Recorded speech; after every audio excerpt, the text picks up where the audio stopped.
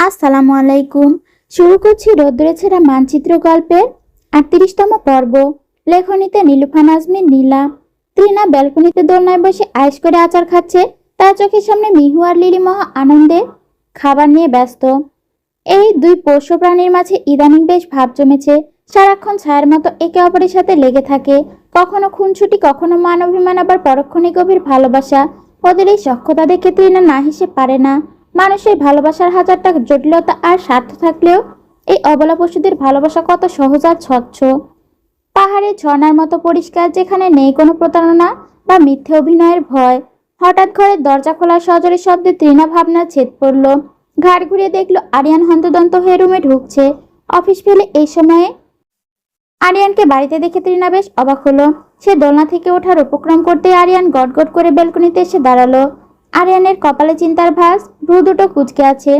সে তার স্বভাবজাত তীক্ষ্ণ দৃষ্টিতে মাথাটা খানিকটা বাঁকা করে তৃণার দিকে তাকিয়ে রইল। আরিয়ানের এমন শক্ত চোয়াল আর থমথমে মুখচ্ছবি দেখে তৃণা প্রথমে কারণ বুঝতে পারল না। সেও দুষ্টুমি করে আরিয়ানের মতো মাথাটা একটু কাত করলো এবং ভ্রু নাচিয়ে জিজ্ঞেস করলো, কি ব্যাপার রাগী সাহেব, এই অসময়ে বাড়িতে? আরিয়ান দীর্ঘশ্বাস ফেলে কিছুটা বিরক্ত হয়ে বলল, তুমি কি আমাকে একটুও শান্তিতে থাকতে দেবে না শ্যামলিনী? 24 ঘন্টা আমাকে জ্বালানোর জন্য দুশ্চিন্তায় রাখাই কি তোমার প্রধান কাজ? আমি আবার কি করলাম? আম্মু কল করে বলল তুমি নাকি দুপুর থেকে কিছুই খেতে চাইছো না। সমস্যাটা কি তোমার? আর এই যে সামনে আচারের পাহাড় নিয়ে বসে আছো, এসব কি?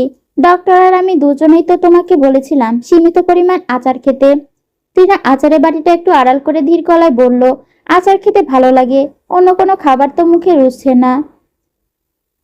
আরিয়ান এবার ত্রিনার খুব কাছে বসে ওর একটা হাত নিজের হাতের মুঠোয় নিল। তারপর কণ্ঠস্বর আগের চেয়েও কিছুটা নরম হলেও তাতে শাসনের সুর স্পষ্ট। তোমার নিজের জন্য খেতে কে বলেছে? নিজের জন্য না হলে অন্তত আমার জন্য খাবে। আমাদের অনাগত সন্তানের স্বাস্থ্যের কথা ভেবে খাবে। ও তো তোমার অবহেলার ভাগিদার হতে পারে না, তাই না? ত্রিনা আরিয়ানের চোখের দিকে অপলক তাকিয়ে রইল।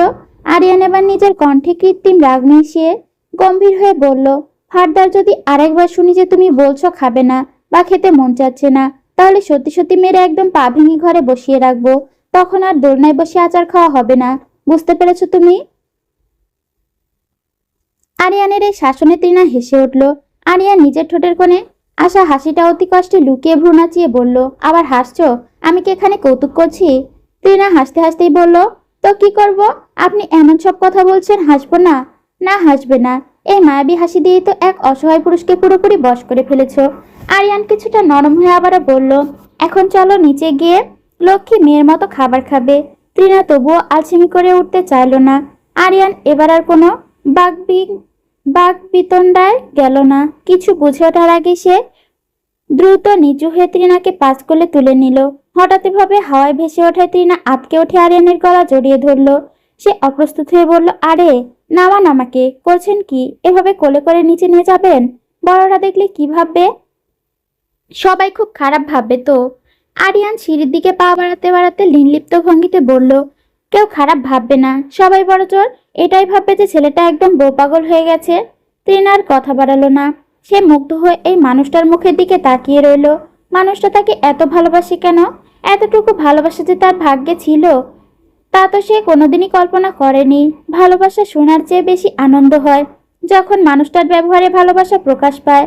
আরিয়ান যখন সতর্ক পায়ে সিঁড়ি দিয়ে নিচে নামছিল, তৃণা তার কানের কাছে মুখ নিয়ে অতি মৃদুস্বরে বলল, এত ভালোবাসবেন না আমায়। আমার খুব ভয় হয়, ভীষণ ভয় হয় আপনাকে হারানোর। বেশি সুখ তো আমার কপালে সয় না, তাই মাঝে মধ্যে বুকটা কেঁপে ওঠে। আরিয়ান নামতে নামতে ধীরে স্থির কণ্ঠে উত্তর দিল, এবার সেই অবাধ্য সুখকে আমি খাঁচায় বন্দি করে রাখবো, যাতে সে আমার শ্যামলিনীকে ছেড়ে এক চুলো নড়তে না পারে। আর তোমার জীবনে সবটুকু দুঃখ না হয় আমি নিজের কপালে টেনে নেব। আরিয়ান ড্রয়িং রুমে পৌঁছাতেই দেখলো বাড়ির প্রায় সব সদস্য সেখানে বসে গল্প করছে। সবার উৎসুক দৃষ্টি এক নিমেষে তাদের দিকে এসে স্থির হলো। বাড়ির বড়দের সামনে ভাবে আরিয়ান কোলে চড়ে আসতে দেখে তৃণা লজ্জায় একদম লাল হয়ে গেল। সে দ্রুত নিজের মুখটা আরিয়ানের কাঁধে লুকিয়ে নিল। আরিয়ান অবশ্য সেদিক বিন্দুমাত্র ভ্রুক্ষেপ না করে স্বাভাবিক ভঙ্গিতে হেঁটে গিয়ে একদম ডাইনিং টেবিলের কাছে গিয়ে তৃণাকে নামালো। রিনি সেই কখন থেকে দরজার সামনে দাঁড়িয়ে অবিরাম বেল বাজাচ্ছে, কিন্তু ভেতর থেকে দরজা খোলার কোনো নামগন্ধ নেই। আজ 3টে দিন হয়ে গেল সে তুর্নাকে দেখেনি। ওই দিন কফি শপে মেহরাব তাকে এভাবে অপমান করে আসার পরদিন যখন রিনি আর তুর্না একসাথে স্কুলে বসেছিল, তখন মেহরাব হঠাৎ সেখানে উপস্থিত হয়ে কোনো কথা না বলে তুর্নাকে একরকম জোর করে নিয়ে চলে আসেন। সেই থেকে তুর্না স্কুলেও আসছে না। তুর্নার বিরহে রিনির মনটা ছটফট করছে, তাই আজ বাধ্য হয়ে সে মেহরাবের বাড়িতে এসেছে কথা বলতে। ঠিক তখনই হঠাৎ কপাট খুলে গেল। সামনে এসে দাঁড়ালেন মেহরাব দেওয়ান। পরনে তার সাধারণ একটি টি শার্ট, যার ওপর দিয়ে তার নিয়মিত ব্যায়াম করা সুগঠিত শরীরের অবয়ব স্পষ্ট বোঝা যাচ্ছে। রিনি মুখ খোলার আগেই মেহরাব ব্রুকুসকে কর্কশ স্বরে বলে উঠল, আপনি আবার আজ এখানে কেন এসেছেন? রিনি নিজের উৎকণ্ঠা চেপে রেখে জিজ্ঞেস করলো, তুর্না কোথায়? ও কি অসুস্থ? 3 দিন ধরে ও স্কুলে যাচ্ছে না কেন? মেহরাব নির্লিপ্তভাবে উত্তর দিলেন, তুর্না একদম সুস্থ আছে, ও এখন ঘুমাচ্ছে। আর একটা কথা জেনে রাখুন, তুর্না আর ওই স্কুলে যাবে না। রিনি যেন আকাশ থেকে পড়ল। বিস্ময় নিয়ে প্রশ্ন করলো, যাবে না মানে? কি বলছেন এসব? ওর পড়ালেখার ক্ষতি হবে তো? ক্ষতি হবে না। মেহরাব দেওয়ান শীতল চোখে রিনির দিকে তাকিয়ে বললেন, আমরা খুব তাড়াতাড়ি এই শহর ছেড়ে চিরতরে চলে যাচ্ছি। আপনার মতো মানুষের সংস্পর্শে তুর্নাকে রাখা আমার পক্ষে আর সম্ভব না। মেহরাব কথাগুলো যেন রিনির বুকের ভেতর তপ্ত তীরের মতো বিঁধল। তার চারপাশে পৃথিবীটা এক মুহূর্তের জন্য দুলে উঠল।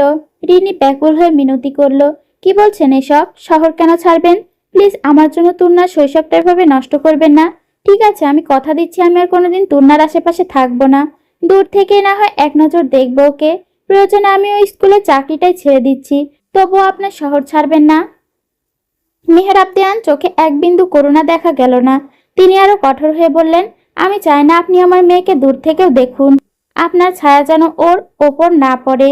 রিনি মুহূর্তেই নিথর হয়ে গেল। তার মস্তিষ্ক যেন কাজ করা বন্ধ করে দিয়েছে। সে ভালোবাসার অপরাধে তাকে এভাবে নিজের প্রাণের চেয়েও প্রিয় বাচ্চাটার কাছ থেকে চিরতরে দূরে সরিয়ে দেওয়া হবে, এটা সে মানতে পারছে না। রিনির গলা স্বর এবার একদম ভেঙে গেল। সে শেষবারের মতো করুণ চোখে তাকিয়ে অস্ফুট স্বরে বলল, আমাকে আপনার জীবনে রাখার দরকার নেই, শুধু তুর্নার জন্য কোথাও একটু পড়ে থাকতে দিন না। যেমন করে মানুষটা না চাইতেও রাস্তার ধুলো নিজের পায়ে মাখিয়ে রাখে, তেমনই না হয় আমি অবহেলায় এক কোণে পড়ে থাকবো। মেহরাব দেওয়ান পাথুরে মনে এই আকুতি এক বিন্দুও নাড়া দিল না। তিনি যখন রিনির মুখের ওপর দরজাটা বন্ধ করে দিতে উদ্যত হলেন, তখন রিনি বলে উঠল, ঠিক আছে, আপনার এই শহর ছেড়ে যেতে হবে না। আমি চলে যাব অনেক দূরে কোথাও, যেখানে আমার ছায়াও তুর্নার ওপর পড়বে না। আর কখনো আপনাদের বিরক্ত করব না আমি। রিনি কথা শেষ হওয়ার সাথে সাথেই সশব্দে দরজাটা ভেতর থেকে বন্ধ হয়ে গেল। এক বুক শূন্যতা নিয়ে রিনির গাল বেয়ে অশ্রু গড়িয়ে পড়ল। সে ধীর পায়ে সিঁড়ি দিয়ে নিচে নেমে ফিরে হাঁটতে শুরু করলো। ঠিক তখনই বাতাসে ঝাপটার মতো একটা অতি পরিচিত ডাক ভেসে এলো, আম্মু। এক মুহূর্তের জন্য রিনির হৃৎপিণ্ড যেন থমকে গিয়ে আবারও সজোরে চলতে শুরু করলো। ঠোঁটের কোণে ইসলান হাসি ফুটে উঠল তার। চোখ মুছে ডানে বায়ে তাকাতেই দেখলো 2 তলার করিডোরে ছোট তুর্না দাঁড়িয়ে আছে। অগোছালো চুল দেখে বোঝা যাচ্ছে মেয়েটা এইমাত্র ঘুম থেকে উঠেছে। রিনিও বুক ভরা তৃষ্ণা নিয়ে মিষ্টি সুরে ডাকলো, মামনি। কিন্তু সেই খুশির মুহূর্তটা স্থায়ী হলো না কয়েক সেকেন্ডও। পরক্ষণে বারান্দায় মেহরাব দেওয়ান এসে দাঁড়ালেন। তার দৃষ্টি রিনির ওপর পড়তেই সেখানে ঘৃণা আর বিরক্তির খেলা করে গেল। তিনি এক মুহূর্ত দেরি না করে তুর্নাকে একরকম জোর করে কোলে তুলে নিলেন এবং ভেতরে ঢুকে গেলেন। করিডোরটা আবারও জনশূন্য হয়ে গেল। রিনি শুধু অপলক দৃষ্টিতে তাকিয়ে রইল সেই শূন্য বারান্দার দিকে। রিনি তো তার গর্ভজাত সন্তান নয়, মেহরাব তো তার কেউ নয়। তবে কেন বুকটা এভাবে ছিঁড়ে যাচ্ছে?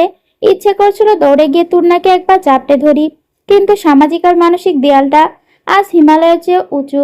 রিনি অনুভব করলো মায়ের বাঁধন ছিঁড়তে না পারলেও এই যন্ত্রণা তাকে বুকে কুড়ে কুড়ে খাবে। সে আবার হাঁটতে শুরু করলো। তার মনে পড়ে গেল কোথাও পড়া সেই অমোঘ সত্যটি, শত প্রাপ্তি আর অপ্রাপ্তি নিয়ে এই ক্ষণিকের জীবন। এখানে এত মায়া করলে চলে না। জীবনের সব থেকে প্রিয় জিনিসটাও অবলীলায় ছুঁড়ে ফেলার সাহস রাখতে হয়। সন্ধ্যা পেরিয়ে রাত এখন গভীর। বাইরের নির্জনতা মির্জাবাড়ির এই ব্যালকনিতে হানা দিয়েছে। মৃদু বাতাসের শব্দ ছাড়া আর কোথাও কোনো শব্দ নেই। তৃণা দোলনার একপাশে পিঠ ঠেকিয়ে আধশোয়া হয়ে বসে আছে, আর তার পা দুটো আরিয়ানের কোলের ওপর রাখা। তৃণা অনেকক্ষণ বারণ করেছে, বলছে এভাবে পা রাখাটা কেমন দেখায়, কিন্তু আরিয়ান তার কোনো কথাই কানে তোলেনি। আরিয়ান তৃণার পায়ের নুপুরটা নিজের আঙুলে আলতো করে ঘোরাচ্ছে। হঠাৎ আরিয়ানের তৃণার মুখের দিকে নিবিড়ভাবে তাকিয়ে বলল, তুমি কি খেয়াল করেছো শ্যামলিনী, তোমার কপালে ছোট একটা ব্রণ হয়েছে? টিনা আরিয়ানের চোখের দিকে তাকিয়ে স্নান হেসে বলল, সকালে আয়নায় দেখলাম, বিশ্রী লাগছে দেখতে, তাই না?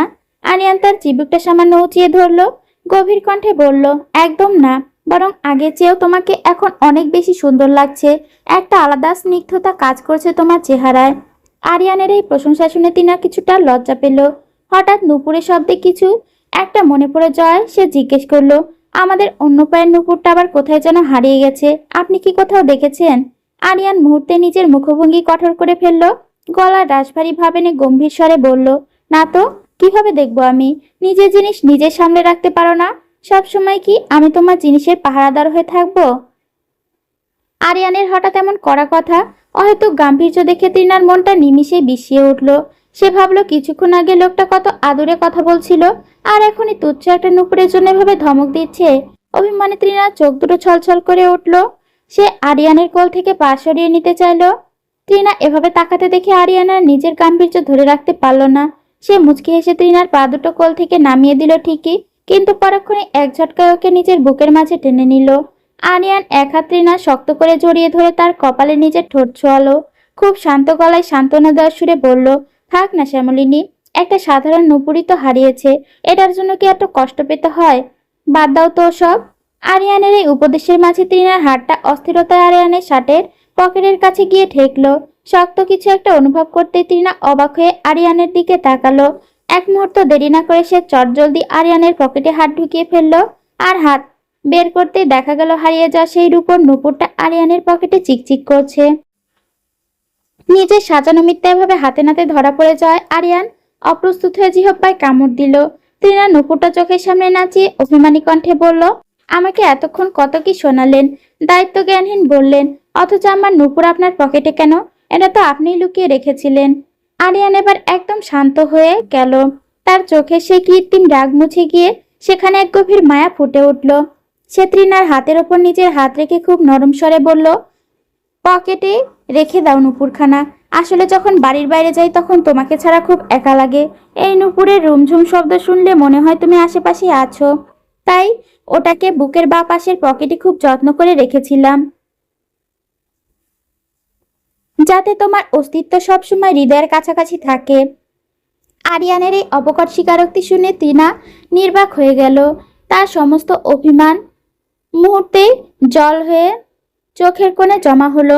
মানুষটা তাকে কতটা পাগলের মতো ভালোবাসলে তার সামান্য একটা স্মৃতিকে এভাবে বুকের কাছে আগলে রাখতে পারে। ত্রিনা আর কোনো তর্ক করলো না। নুপুরটা আবার আরিয়ানের সেই পকেটে আলতো করে রেখে দিল। ত্রিনা আবারও আরিয়ানের প্রশস্ত বুকে মুখ লুকালো। পরম শান্তিতে চোখ বুজে সে দীর্ঘশ্বাস ফেলে অস্ফুট স্বরে বলল, আচ্ছা, আমার মতো এক সাধারণ শ্যামবর্ণের মেয়েকে আপনি কেন এত ভালোবাসেন? আরিয়ান এবার ত্রিনার মুখটা নিজের দুই হাতের অঞ্জলিতে আগলে ধরল। ওকে নিজের চোখের একদম সামনে এনে মনির গভীরে মনি রেখে গভীর স্বরে বলল, আমার দেখা পৃথিবীর শ্রেষ্ঠ রূপবতী নারী আমার শ্যামলিনী। জীবনে প্রথম পাথরের মতো শক্ত হৃদয়ে তাণ্ডব চালানো আগ্নেয়গিরি তুমি। তুমি ফুল নাও, তবে ফুলের চেয়েও পবিত্র। আরিয়ানের এই হৃদয়স্পর্শী কথাগুলো শুনে ত্রিনার চোখের কোণে আবার আনন্দাশ্রু চিকচিক করে উঠল। একইভাবে দোলনায় বসে নিবিড় মুহূর্তের মাঝে অনেকটা সময় কেটে গেল। ত্রিনা নিজের অজান্তে আরিয়ানের বুকের ওপর হাত বুলিয়ে দিচ্ছিল। তার আঙুলগুলো অবাধ্য আরিয়ানের পেটের ওপর দিয়ে বিচরণ করছিল। হঠাৎ ত্রিনা লক্ষ্য করলো আরিয়ান নিঃশ্বাস অস্বাভাবিকভাবে দ্রুত আর ভারী হয়ে আসছে। তার বুকে ধুকপুকানি যেন আগে চেয়েও বেড়ে গেছে। ত্রিনা কিছুটা ঘাবড়ে গিয়ে জিজ্ঞেস করলো, কি হলো আপনার? এভাবে জোরে জোরে নিঃশ্বাস নিচ্ছেন কেন? শরীর খারাপ লাগছে? আরিয়ান এক ঝটকায় তার শরীরের ওপর বিচরণকারী ত্রিনার সেই অবাধ্য হাতটা শক্ত করে ধরে ফেললো। তার কণ্ঠস্বর তখন একদম পাল্টে গেছে। আরিয়ান শুকনো ঢোক গিরে ত্রিনার চোখের দিকে তাকিয়ে অত্যন্ত ভারী গলায় বলল, এভাবে হাত চালানো বন্ধ করো শ্যামলিনী, শান্ত হয়ে বসো, না হলে আমি এই মুহূর্তে ভুলে যাব যে তুমি প্রেগনেন্ট। আরিয়ানের কথার গভীরত্ব বুঝতে পেরে সে বিদ্যুৎ বেগে নিজের হাত ছড়িয়ে নিল এবং তড়িঘড়ি করে আরিয়ানের কোল থেকে সরে গিয়ে দোলনায় অন্য প্রাণে একটু দূরত্ব রেখে বসলো। লজ্জায় সে আরিয়ানের দিকে তাকাতে পারছে না। তার হার্টবিটও এখন আরিয়ানের মতোই দ্রুত ছুটছে। ত্রিনা আর মিতু ড্রয়িং রুমে সোফায় বসে আয়েশ করে গল্প করছিল। মিতু ইদানিং ত্রিনার প্রতিটি বিষয়ের ওপর কড়া নজর রাখে। ছোট বোনের মতো যত্ন নেওয়ার কোনো কমতি রাখে না।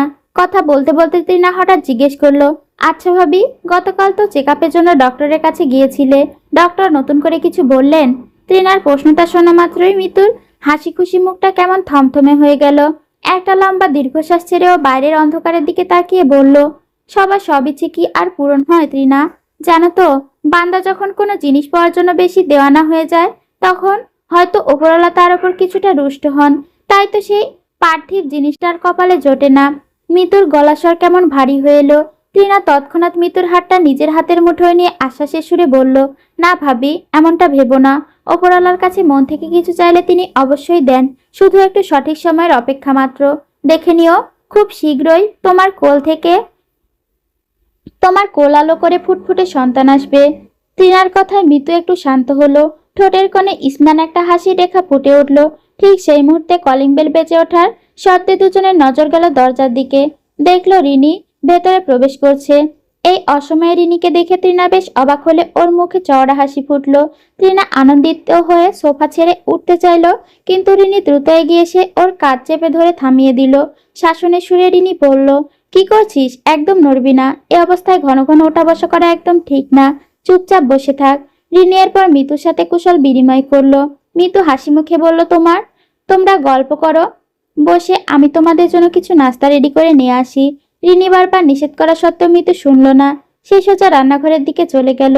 রিনি তৃণার পাশে বসে তৃণাকে জিজ্ঞেস করলো, এখন শরীর কেমন আছে? ভালো। তৃণা লক্ষ্য করলো রিনি চোখে মুখে এক অস্থিরতার চাপা হাহাকার খেলা করছে। চোখের নিচে কালি ছোপ বলে দিচ্ছে বেশ অনেক রাত ঠিকঠাক ঘুম হয়নি মেয়েটার। তৃণা এবার বেশ সিরিয়াস হয়ে জিজ্ঞেস করলো, কি হয়েছে আপু? তোমাকে এমন বিমর্ষ দেখাচ্ছে কেন? রিনি কিছুটা স্তব্ধ হয়ে নিচের দিকে তাকিয়ে রইল, যেন ভেতরে ভেতরে কোনো এক বিশাল ঝড়ের সাথে লড়াই করছে সে। তারপর খুব ধীর আর অস্ফুট কণ্ঠে বলল, আমি ফ্রান্স চলে যাচ্ছি তৃণা, সব গুছিয়ে নিয়েছি। তৃণার মুখ দিয়ে কোনো কথা বের হলো না, কেবল বিস্ময় আর বিষাদ ভরা চোখে রিনির দিকে তাকিয়ে রইল সে। তৃণার মুখ দিয়ে অস্ফুট স্বরে একটা শব্দই বেরিয়ে এলো, হোয়াট? কি বলছো এসব? হঠাৎ কেন দেশ ছাড়ার সিদ্ধান্ত নিলে? রিনি জানালার বাইরে আকাশটার দিকে তাকিয়ে একটা দীর্ঘশ্বাস ফেলে বলল, এই দেশের মাটি আমাকে খুব পুড়ায় রে বোন। এখানে নিঃশ্বাস নিতে গেলে বুকটা ফেটে যায়, আমার দম বন্ধ হয়ে আসে। কবে ফ্লাইট তোমার? তৃণা ব্যাকুল হয়ে জিজ্ঞেস করলো। আজ সন্ধ্যায়। তৃণা দ্বিতীয়বারের মতো চমকে উঠল, চিৎকার করে বলল, তুমি কি পাগল হয়ে গেছো আপু? আজ দেশ ছেড়ে চলে যাচ্ছ? আমাকে জানাচ্ছ মাত্র কয়েক ঘন্টা আগে। রিনি স্নান হেসে বলল, আগে জানালে তোরা কোনো না কোনো ভাবে আমাকে আটকে দিতিস, তাই বলিনি। বাবা জানে? বাবাকে আজই জানালাম। প্রথমে কিছুতেই রাজি হচ্ছিল না, কিন্তু অনেক কষ্টে ওনাকে বুঝিয়ে রাজি করিয়েছি। রিনির চোখের কোণে জল চিকচিক করছে। তৃণা রিনির খুব কাছে এসে ওর চোখের দিকে তাকিয়ে তীক্ষ্ণ স্বরে বলে উঠল, এভাবে হুট করে দেশ ছেড়ে পালানোর আসল কারণ কি তোর না? তৃণার মুখ থেকে নামটা শোনা মাত্র রিনি এতক্ষণে ধরে রাখা বাদ যেন ভেঙে চুরমার হয়ে গেল। মেয়েটা হু হু করে কেঁদে উঠে তৃণাকে জাপটে ধরল। রিনিকে এমন বিধ্বস্ত অবস্থায় জীবনে প্রথমবার দেখছে তৃণা। তার এই জেদি সাহসী বড় বোনটা আজ একটা খড়কুটোর মতো কাঁদছে। তৃণা কি বলে ওকে সান্ত্বনা দেবে ভেবে পেল না। রিনি কান্নার চোটে হেসকি তুলে বলতে লাগলো, আমার কপালে কেন খোদা একটু ভালোবাসা রাখলো না রে? আমি ওই তৃণা বাচ্চাটাকে ছাড়া থাকতে পারছি না। মেয়েটার সাথে তো আমার কোনো রক্তের সম্পর্ক নেই, তবুও কেন ওর জন্য আমার এত হাহাকার হয়? আমি তো মেহরাব দেওয়ানের কাছে বেশি কিছু চাইনি, শুধু তরুণার মা হতে চেয়েছিলাম। আমি দেখিয়ে দিতে চেয়েছিলাম যে সৎ মা খারাপ হয় না, সব সন্তান তার মায়ের চরিত্রের ছাঁচে তৈরি হয় না, কিন্তু ওরা তো আমাকে সেই সুযোগটাই দিল না। রিনি হঠাৎ তৃণার গলা ছেড়ে দিয়ে নিজের চোখে জল মুছল। সে জোরে জোরে হাসার চেষ্টা করলো।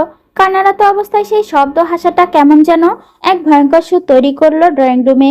রিনি করুণ হাসিতে বলল, এই পৃথিবীতে আমাকে কেউ কোনোদিন ভালোবাসেনি, তুই আমাকে কোনোদিন ভালোবাসিস নি তৃণা। তৃণা স্তব্ধ হয়ে রিনির মুখের দিকে তাকিয়ে রইল। রিনির এই শেষ কথাটা তীরের মতো বিঁধল তার বুকে। রিনি তো ভুল বলেনি। রিনি আবারও করুণভাবে হাসলো। তার সেই হাসিতে না ছিল সুখ, না ছিল স্বস্তি, ছিল কেবল এক বুক হাহাকার। রিনি হুট করে বলল, একটা জিনিস দেখবি তৃণা? তৃণা অস্ফুট স্বরে জিজ্ঞেস করলো, কি? রিনি কোনো কথা না বলে হঠাৎ তৃণার দিকে পিঠ ঘুরে বসলো। নিজের পিঠের কাছে চুলগুলো একপাশে সরিয়ে দিয়ে বলল, কিছু কি দেখতে পাচ্ছিস? তৃণার চোখ দুটো ছানাবড়া হয়ে গেল। রিনির ফর্সা পিঠ জুড়ে কালচে কালচে অসংখ্য দাগ, যেন কাঁচা কঞ্চি দিয়ে কেউ পৈশাচিক আক্রোশে পিটিয়ে চামড়া নীল করে দিয়েছে। দাগগুলো এখনো কত স্পষ্ট। তৃণা শিউরে ওঠে কাঁপা কাঁপা কণ্ঠে বলল, এসব কি আপু? এই ভয়ঙ্কর দাগগুলো কোথা থেকে এলো? কে করেছে এমন? রিনি আবারও হাসলো। আজ যে হাসির কোনো এক উৎস খুঁজে পেয়েছে সে। শান্ত গলায় বলল, মনে আছে তৃণা, যখন মা আর মামা তোকে অমানবিক অত্যাচার করে ওই ঝোড়ো বৃষ্টির রাতে ছাদে ফেলে রেখে এসেছিল? আমি তখন লুকিয়ে তোকে নিচে রুমে নিয়ে এসেছিলাম। সেদিন তো খুব জ্বর উঠেছিল তোর। সারা রাত তোর শিওরে বসে মাথায় জলপট্টি দিয়েছি, তোকে আগলে রেখেছি। তুই তো জ্বরের ঘরে অচেতন ছিলি, জানতিস না তোর পাশে কে জেগে আছে। রিনি একটা দীর্ঘশ্বাস ফেলে আবারও বলতে শুরু করলো, পরদিন সকালে যখন মাম্মি জানতে পারলো যে আমি তোকে সেবা করেছি, সেদিন তার সমস্ত ক্রোধ আমার ওপর গিয়ে পড়েছিল। মা আমাকে সেদিন পশুর মতো পিটিয়েছিল। তুই না, সেদিন তোর ওপর যে আঘাতটা আসার কথা ছিল সেটা আমি নিজের পিঠে তুলে নিয়েছিলাম, আর সেই দাগগুলো আমার সারা জীবনের সঙ্গী হয়ে আছে। তৃণা পৃথিবীটা যেন এক মুহূর্তের জন্য থমকে গেল। তার ঠোঁট দুটো থরথর করে কাঁপছে। তৃণার মনে এই প্রশ্নটা অনেকক্ষণ ধরে ঘুরপাক খাচ্ছিল। সে রিনির চোখের দিকে সোজাসুজি তাকিয়ে জিজ্ঞেস করলো, আপু, সত্যি করে একটা কথা বলবে? তুমি কি মেহরাব দেয়ানকে ভালোবাসো, নাকি সবটাই শুরু ছোট্ট তূর্ণার জন্যই অদম্য স্নেহ? রিনি হুট করে নিস্তব্ধ হয়ে গেল। ড্রয়িং রুমের দেয়াল ঘড়িটায় টিকটিক শব্দ যেন আচমকা খুব জোরালো হয়ে উঠল। রিনি বিড়বিড় করে উচ্চারণ করলো, ভালোবাসা শব্দটা তার কাছে যেন এক গোলক ধাঁধা, যার উত্তর রিনির কাছে নেই। নাকি সে উত্তরটা দিতে ভয় পাচ্ছে? তৃণা উত্তরের আশে অপলক তাকিয়ে রইল, কিন্তু রিনির এই অস্বস্তিকর প্রসঙ্গটা এড়িয়ে যাওয়ার জন্য খুব তাড়াহুড়া করে বলল, সন্ধ্যায় ফ্লাইট তৃণা, আমাকে এখন বেরোতে হবে, অনেক কাজ বাকি। তৃণা এবার রিনির দুহাত শক্ত করে আঁকড়ে ধরল।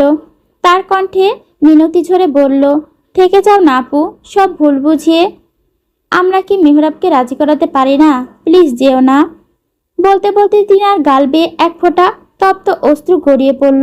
রিনি আলতো করে সেই জল মুছে দিল। তারপর হঠাৎ করেই ঝুঁকে তৃণার গালের পরম মমতা একটা স্নেহে চুমু খেলো। তৃণা পাথর হয়ে গেল। সারা শরীর যেন এক আশ্চর্য বিদ্যুৎ খেলে গেল তার। জীবনে এই প্রথম রিনি তাকে এভাবে চুমু খেলো। তৃণাকে এভাবে অবাক করে তাকিয়ে থাকতে দেখে রিনি স্নান হেসে বলল, কি ভাবছিস? এটাই বুঝি প্রথম চুমু? ওহো, এটা দ্বিতীয়।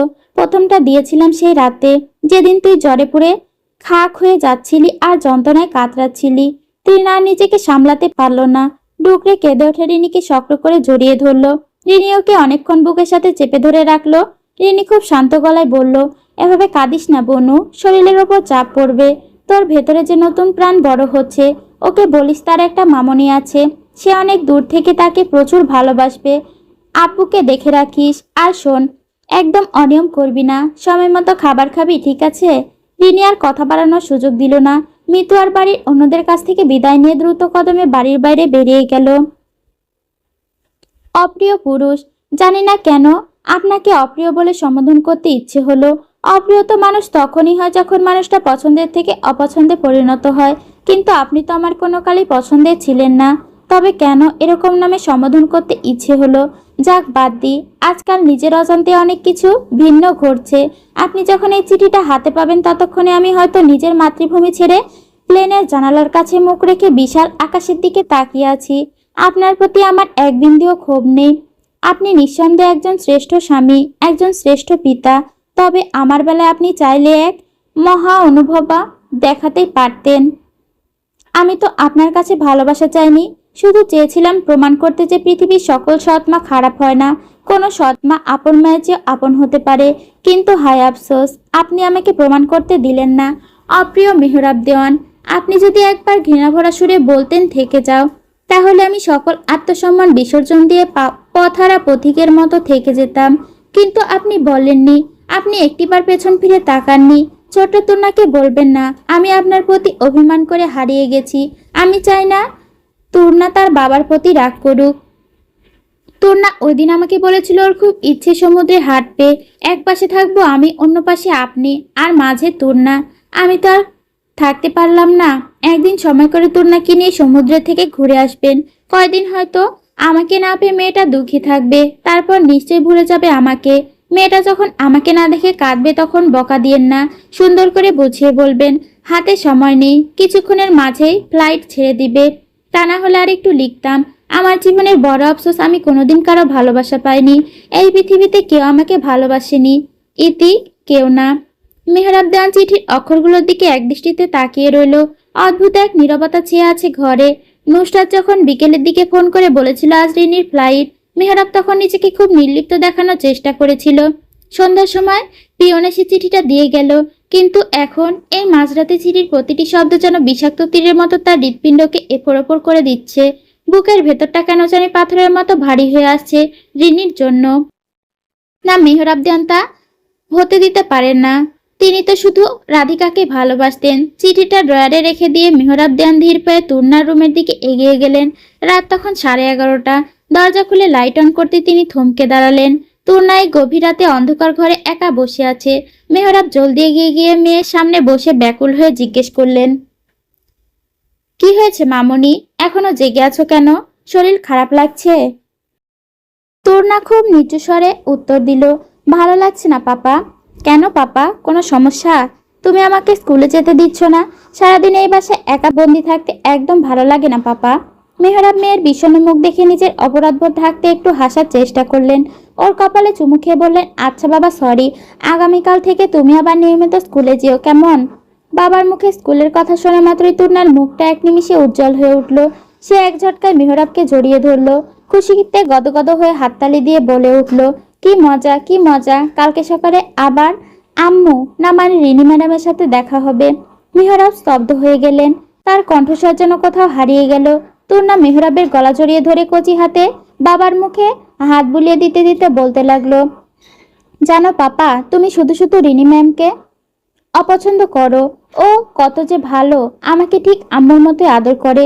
আমি ওকে অনেক অনেক বেশি ভালোবাসি পাপা, অনেক বেশি। মেহরাব চোখের মণি দুটো হঠাৎ ভিজে উঠল। চারপাশে ঝাপছা হয়ে আসছে। তিনি বলতে পারলেন না যে আগামীকাল স্কুলে রিনি ম্যাডামকে পাওয়া যাবে না। কোনোদিন হয়তো আর সেই হাসি ভরা মুখটা তুর্নার ক্লাসের সামনে এসে দাঁড়াবে না। মেহরাব নিজের চোখের কোণ আলতো করে মুছে বললেন, ঠিক আছে মামনি, অনেক রাত হয়েছে, এবার শুয়ে পড়ো তো। তুর্না লক্ষ্মী মেয়ের মতো শুয়ে পড়ল। তার চোখে মুখে এখন কালকে সকালে প্রিয় ম্যাডামের সাথে দেখা হওয়ার স্বপ্ন। মেহরাব মেয়ের মাথায় হাত বোলাতে লাগলেন। তার কানে বারবার রিনির চিঠি সেই শেষ লাইনটা বাজতে লাগলো, আমার জীবনে বড় আফসোস, আমি কোনোদিন কারো ভালোবাসা পাইনি। পৃথিবীর কেউ আমাকে ভালোবাসেনি। মেহরাব মনে মনে অস্ফুট স্বরে বলল, রিনি, আপনি ভুল লিখেছেন। আপনাকে অন্তত একজন ভালোবাসতো। এই ছোট্ট তুর্না আপনাকে পাগলের মতো ভালোবেসেছে।